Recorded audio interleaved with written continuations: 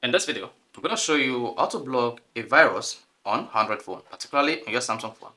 If you want to block a virus on your Samsung phone across all incoming sources, including when you connect your Samsung phone to your computer, or when you try to download unknown files on your message or WhatsApp or any other sources, even when you are surfing the internet, you can easily block all these files that can corrupt or damage your Samsung phone. So to do this, all you need to do is go to your Samsung phone settings, scroll down and click on security and privacy. Now scroll down and click on auto blocker. Now you should see auto blocker feature just like this. Auto blocker keeps your phone safe by blocking threats and other suspicious activities. You can block apps from unauthorized sources.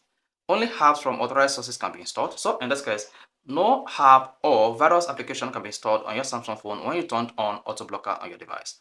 At the same time, turn on app security checks. So this feature on Samsung phone will also turn on app security check on your phone, and app installed on your phone will be checked for malicious activities.